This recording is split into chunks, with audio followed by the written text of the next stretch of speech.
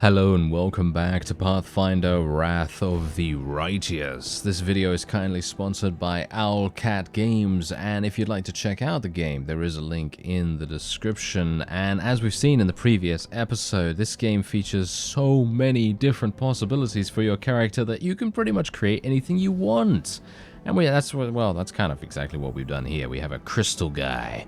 A crystal guy with a big two-handed, or at least he should have it two-handed sometime in the near future, hopefully. At least I'm hopeful for that. Otherwise, right now, he has a crossbow, and we've just fallen down into this chasm, and we are going to move forward and see what we will find. And look at this. Overrun put all the confiscated weapons in this chest. Here we go. Yeah, so we're going to actually take a look here. And is that a Greataxe I See? Oh, yeah, I think it is. That is exactly what we want, so thank you. I will collect that.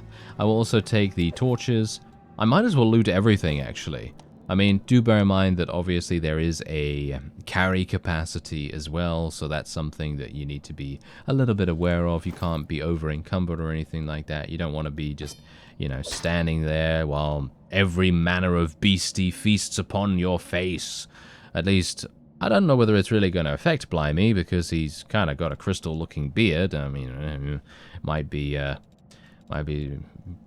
kind of impervious to things feasting on his face, but yeah, who knows, Anyway, we have a cloak of resistance here as well, which we can equip. There's also a longsword here, short spear, as well as a flail, so you basically have every single thing that you could want. And you have a number of different weapon sets as well. I don't know whether you can see that, because you have a little 1 here, a 2, a 3, and a 4, so you can basically equip 4 different kinds of weapons, and you can switch between them however you so desire, or you should be able to at least. Anyway, let's move forward. Oh, what's that? Loot. Hello there. What is this? Ah, Terendelev scale. Okay, so yeah, basically you restore life to a deceased party member. A raised creature has a number of hit points equal to its current HD. And there we go. Okay. Now, combat in this game. I'll explain that after this. Who's there? The fine apparel of this young half-elf woman is torn and stained with blood, dust, and dirt. However, she holds herself with such dignity that you would be forgiven for thinking you were at a high society party, and not in the dank catacombs under the city. Her fingers grip her rapier hilt with confidence, ready to draw it at a moment's notice. At her feet lies a dead body, so mutilated that at first glance it's hard to tell if it's animal or human. Relax, friend. We're not demons or cultists. Don't poke my eye out with that thing, all right? We fell down here during the attack. I'm Sela, that's Anevia, and this is our new friend. We're looking for a way back to the surface. Really? I'm so ever glad to hear it. Allow me to introduce myself. I am Camellia. I was also in the square when... I can scarcely believe it. How did all those demons get into the city? I thought, naively it now seems, that the Wardstone protected us from attack. And Terendelev, I can't wrap my head around it. What happened to this poor man? Who is he? I don't know. He must have been in the square when disaster struck. I tried to revive him, but he was already dead, sadly.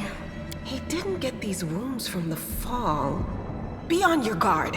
Whatever killed him likely hasn't gone far. Hang on. I think I know him. His name's Aravashniel, the egghead from the library. He was a good lad, even if he was kind of stuck up. May his soul rest in peace. Do you want to join us? Certainly. Survivors should stick together. It's only sensible. Who knows what else could be prowling about in these caves? That's right. It would be the height of foolishness to survive a demon attack only to perish under a pile of rubble.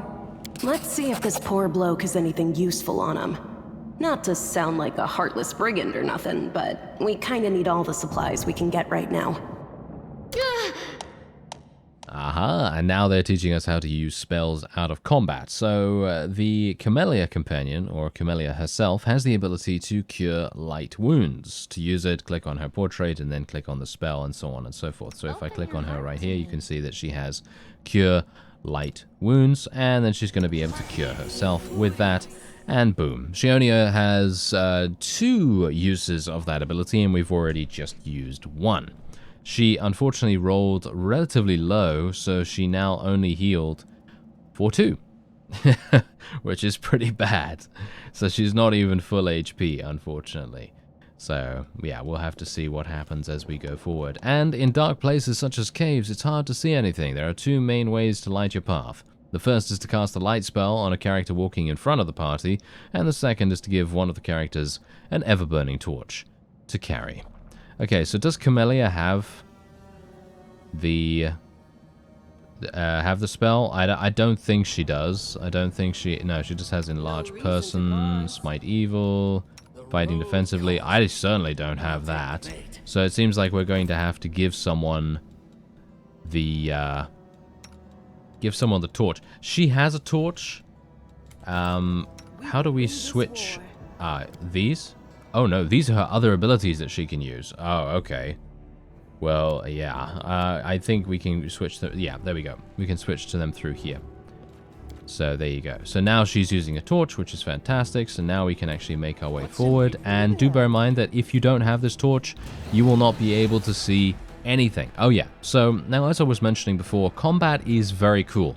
The way that they've done combat is you can literally switch on a dime anytime you want between real-time mode with pause, so in other words it's all real-time like a real-time strategy game, but then you can pause it at any time to issue commands. So if you want to do that, you can press space to pause, obviously, and turn-based mode. I personally much prefer turn-based mode, so I'll probably be using that for the most part. But if for those of you that actually like real time, then you can of course use that as well.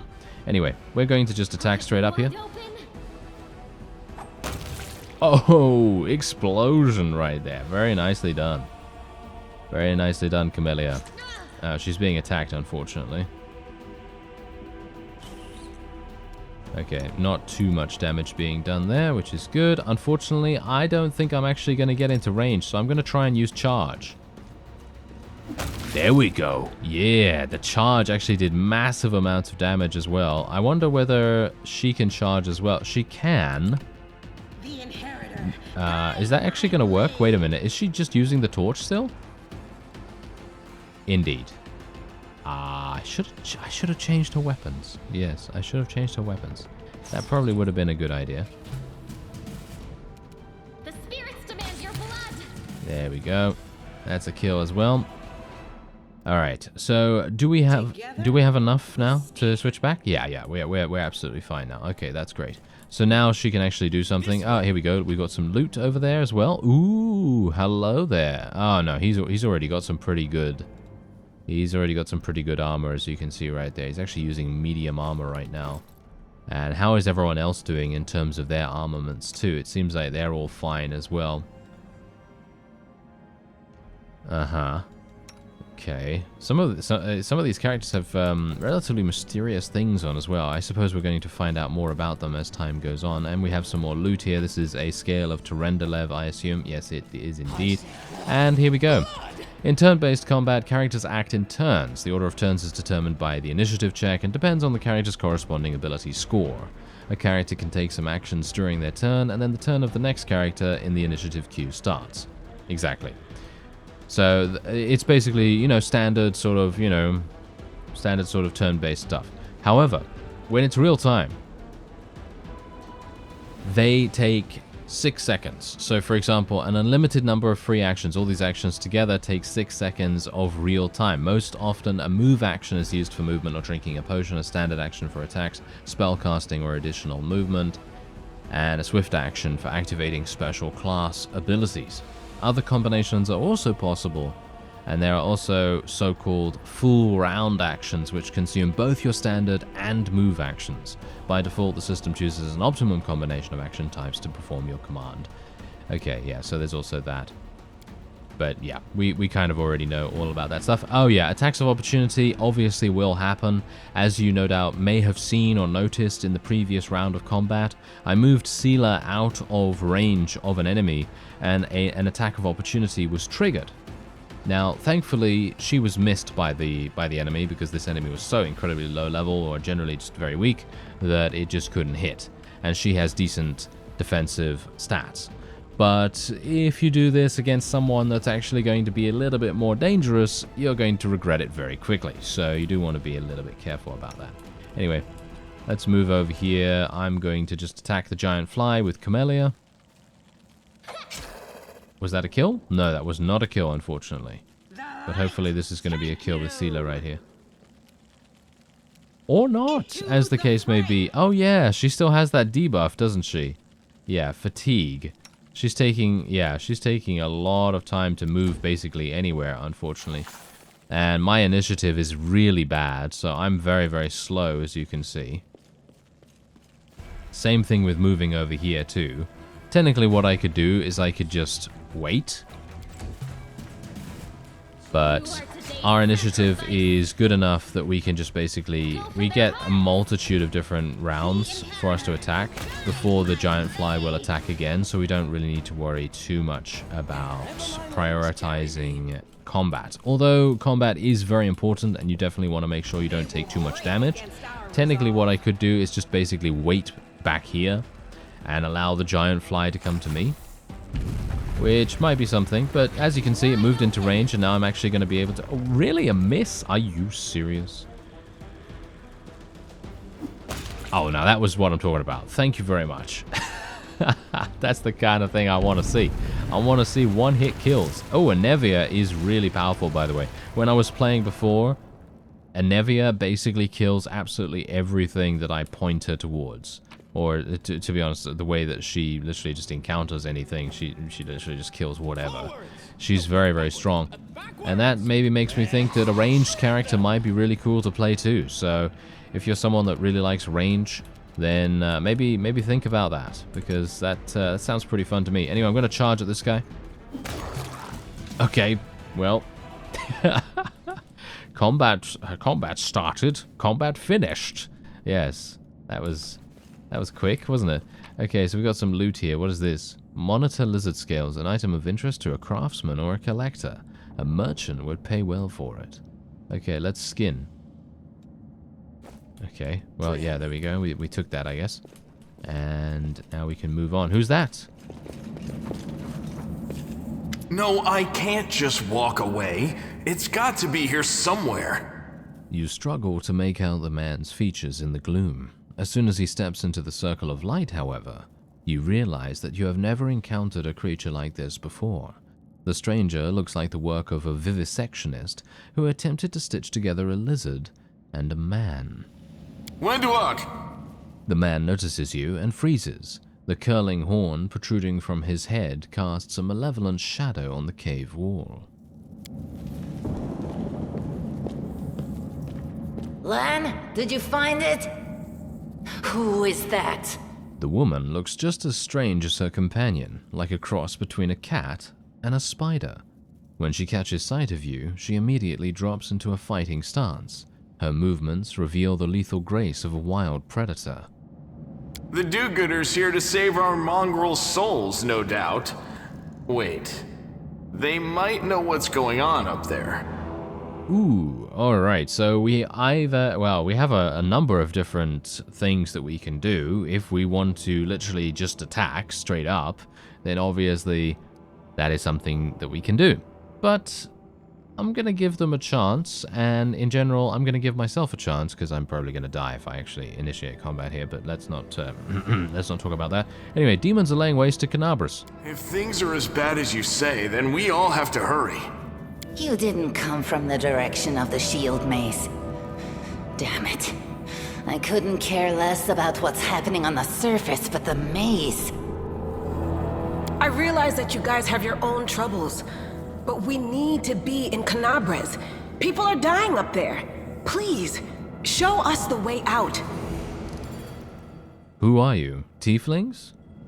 Tieflings are the descendants of people who sullied themselves by mating with demons. Our ancestors would never sink that low.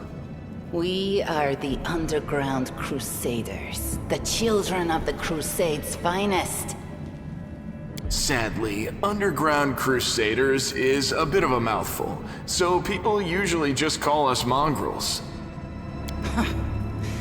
You You just love repeating that, don't you, Lan? Mongrels. That's what the Uplanders call us. But we call ourselves Neathers. No matter what you call us, it's not gonna stop our horns, hooves, or tails from growing. I've never heard of underground crusaders before. In Canabras, they're called mongrels. People say that they come up to the surface at night and eat anyone foolish enough to wander alone after midnight. To tell you the truth, I thought you guys were just a tale to tell kids at night. That's human gratitude for you. Our forefathers suffered the consequences of demonic corruption, all to protect Mendev and Golarion. And for what? So we could become monsters used to frighten children. Every mongrel has their own take on it. Our chief, for example, thinks of us as something like a reserve military force. He thinks we're standing by until the moment we're needed, and when we emerge on the surface and save the day, all the people will see how good we are and they'll love us for it. Yeah, he leaves that last part out when he talks about it, of course, but it's easy enough to read between the lines. Well, what are you doing here? That's none of your We're looking for a holy sword. It was here, in the center, sticking out of a rock. The sooner we find it, the better. Some kids from our tribe took off for the shield maze. They figured it had collapsed, and now it's their time to go up to the surface, like all the legends foretold. Except they don't have a clue what's waiting for them up there. They're not fighters. And Saul, the chief of our tribe, is dead set against it. He says that now isn't the time for the underground crusaders to take up arms. If we get the holy sword, we might be able to change the chief's mind. It's a fool's errand. None of us will be able to hold the sword, let alone use it to save anyone. It's not an ordinary weapon. It's made from righteous heavenly flame and will burn anyone who touches it. Do you think you're special, Lan? I'll pick it up with my teeth and tie it to my hand if I have to. It doesn't matter. An angel's sword and a troop of stalwart mongrels will be able to work a minor miracle. Speaking of which, you're still here, Wendu, which means that deep down, you know it's possible. Wenduag shrugs and turns away. Alright, so now we have opened up a bunch more conversation options, and we can, well, ask a variety of things. So, we'll find the sword faster if we work together. I'll help you. The sword of holy flame, how did it end, or how did it wind up down here? Well, we already kind of know that. It was stolen by those kids, right? I don't know. I guess, something like that. Or I can help you, but you're going to have to pay for it. Or a maze doesn't really lead to the surface. I'm going to say, well, find the sword faster if we work together. I'll help you. Thanks. An extra pair of eyes can only help. The sword will be easy enough to spot. It looks, swordy. Help us, and in return, we'll get you out of here. Now we're talking. Let's get to work. It's a good thing we all bumped into each other, isn't it? What, you want to find the sword quickly so the underground monsters bring you back to the surface? So be it. Aha, some interactive objects aren't easy to find. Moving past such an object, every character automatically passes, or shall we say makes, not passes. we have to actually be successful at that first. Yes, makes a perception skill check. If the check is successful, the object is found. It is highlighted, drawing your attention, and can now be interacted with. Interactive objects are highlighted when you hover your mouse over them or press tab. Right. Okay, so did they join me? No, they haven't joined my party, unfortunately, so I will still just have to run around randomly and have a look-see. Aha, hello there. What's that? It's just a copper ring. Okay, so apparently Camellia has a very good... I found... Oh, no. So it seems like Sela's doing quite well as well now. Okay, so we're just going to have to walk around here and see whether we can find something. Hello there. Handful of gems. all of this can be quite useful, I suppose. What is that? Grinding stone. What's in wait for me there, I wonder?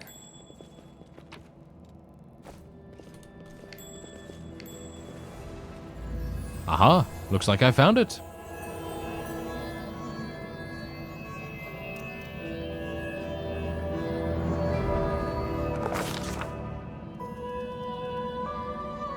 Day 16, month Aridus, year 4715. A strange flash pierces the gloom, and Blimey feels drops of searing blood run down his chest.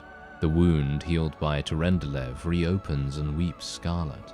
But there is no pain or weakness. A hazy scene appears, a cave chamber, this one or another one entirely. Blimey's heartbeat quickens, and a stream of thoughts suddenly bursts into his mind. Thoughts that clearly belonged to another. Treachery. They betrayed me, trapped me, and stabbed me in the back. My trusted allies, my treasured friends, the people I swore to protect, the people for whom I descended from heaven and came to this turbulent mortal world. There they are, up ahead in the gloom of the cave. What are they waiting for? Are they afraid to draw any closer? Do they believe I am about to die from their treacherous blows? Next to me, a quiet moan. A girl with a golden braid lies on the rocks, clutching her slashed side. She refused to join with the traitors and paid dearly for it. I could have tried to run, but I will not. Whilst I still have strength, I must. While recognizing the foreign origin of these thoughts, Blimey intuits that he can control them somehow. Let's try to heal the wounded girl. A spark of healing magic illuminates the eerie, murky scene before Blimey. The wounded girl opens her eyes and whispers, "Lariel, you said that everything was going to change soon. You said you and the other warriors of heaven would be leaving us on a grand mission to stop the demons forever. Is that true?" The frenzy of foreign thoughts comes faster and faster, like a rushing river, and images flash by, one after another. The priestess in colorful robes observing the stars, a young female paladin praying, clutching her glowing sword, a majestic golden-winged angel gazing into the distance, his face covered by a helmet, but his voice ringing clear. Only if you're willing. And only if you're ready. There is no going back. Then don't waste your strength healing me, the girl whispers. Your mission is more important. You take care. It is near. There, in the vision, the darkness in the cave stirs into motion. Something massive appears from within its depths. A vague shadow, an outline, a nightmare come to life. A wave of odious chirruping and rustling emanates from the shadow, the sound piercing like hot irons, lancing through flesh and bone. The traitors fall to their knees before the shadow in reverent ecstasy, and the wounded girl thrashes in her death throes. The yawning chest wound burns white hot. Blimey's head pounds with pain, and it is no longer clear whose pain it is. The person called Lariel who sent this vision, or the one unlucky enough to receive it. And here we go. Alright. We have two options. We can go for will 10. I don't think we have a lot of will, to be honest. Oh, we have +3, actually. But we have -1. Yeah. I think I'm going to go for will, I think. I don't have a huge amount of this, though. But we could potentially get a +3. So even if I get a 7, I might be able to make it. I don't know. I'm going to try will. Yeah, we did it. The force of the attack, though originating in a vision, is terrifying. But Blimey is stronger. He shakes off the pain and torpor. But alas, the one who sent the vision cannot claim the same. He is broken and exhausted. A monstrous shadow emerges from the murk of the cave. It is not real. It exists only in this strange vision or memory. But the thrill of fear it provokes is more than real. The shadow's features starkly resemble those of Descari, the terrifying demon lord. In a movement as swift as thought itself, the monster's hand is wrapped around the throat of the one they called Lariel.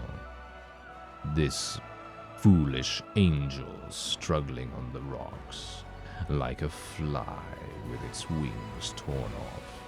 Intones the shadow. Its voice changes as it moves, shifting from a quiet whispering to a sonorous sound, becoming young, then old and quavering. Where is your goddess, angel? Where is her self-assured herald? How is it that you are dying here alone, so far from the light of your heaven? A strange calm envelops the thoughts of the one called Lariel. He recognizes who stands before him, and he knows he will never bow down before this enemy. The flaming sword flares to life in his hand, bright, pure, flickering with multicolored sparks like a sunbeam through stained glass. Slash! The blade slices through the demonic creature's flesh, and the monster recoils with a howl, releasing his grip on Lariel's throat. The angel falls back heavily on the rocks. His vitality is ebbing, but his pride remains undiminished. He grips the sword and with his last burst of strength, plunges it into the rock. Blimey senses that the vision is fading, the rush of thoughts diminishing like a river running dry. The last thing he hears is this: "You will kill me, monster. This I know. But one day, someone will come here and raise up my sword. They will raise it up and punish evildoers and traitors, or save and protect the innocent. Punish evildoers and traitors." The vision disappears, vanishing in a burst of colors. Blimey does not hear the final words, but he seems to complete the thought, taking it to heart. The words fly from his lips, and with them, something else. The heat blazing in Blimey's chest fades away. The edges of the scarlet wound close, leaving not even a scar behind. Looking down, Blimey sees the flaming sword in his hand, or rather, its outline, the memory of what the sword looked like. With a final surge of warm and soothing light, the sword vanishes, and the light is drawn into his hand. Blimey senses that it will return. All he need do is call it.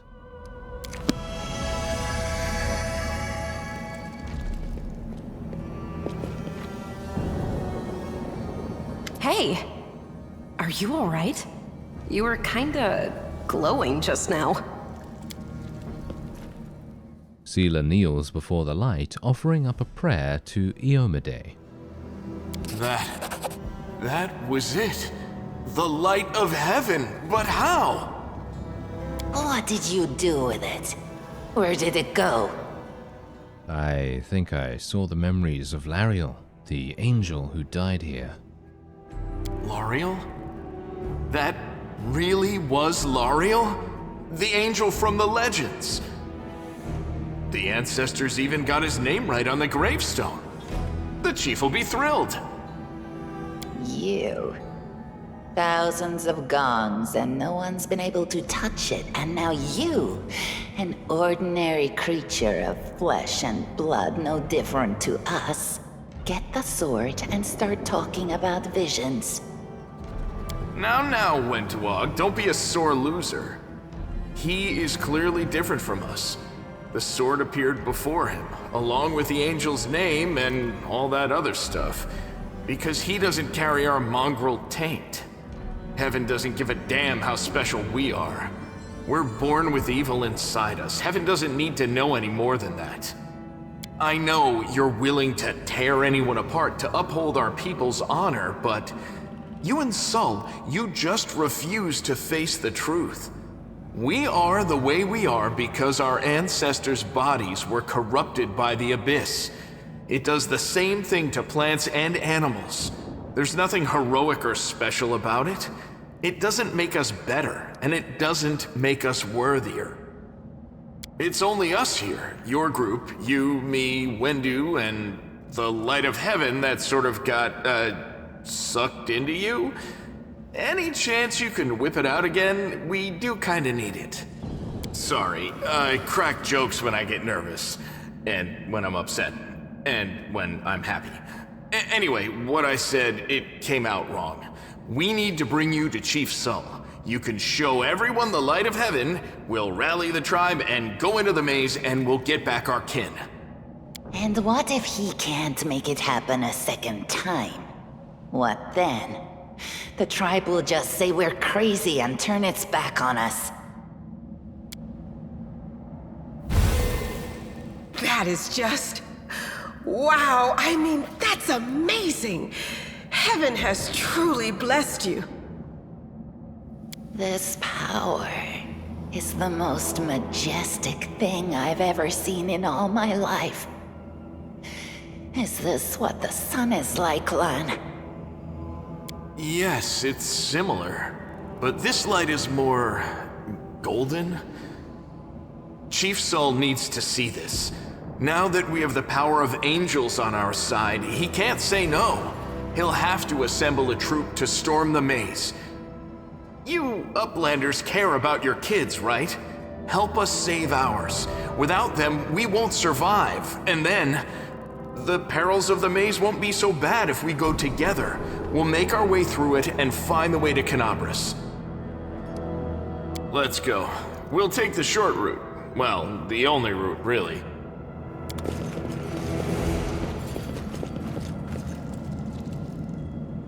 Now, what is that? And it seems like we've got some additional members for our party. Only one more for a full one. That's going to be very nice. Anyway, sometimes interacting with an object requires a skill check. A successful skill check can be necessary for various tasks. Climbing over an obstacle, picking a lock on a door or a chest, disarming a trap, moving something heavy, reading an inscription in an ancient language, and, well, many others. Different tasks take different skills. If you have several characters selected at the same time, the action will be performed by the character with the highest skill bonus. So you should select the whole party before attempting a check. And there is a check here, known as mobility, and I can assume that Wendu is probably going to be the best for mobility. But we're going to find that out in the next episode. If you'd like to check out the game, there is a link in the description. Highly recommended. Oh, I cannot wait to find out what happens. Everything is just picking up speed, and I'm just, I want to find out. Okay, hopefully you'll join me for the next one. I thank you very much for watching, and I'll see you next time.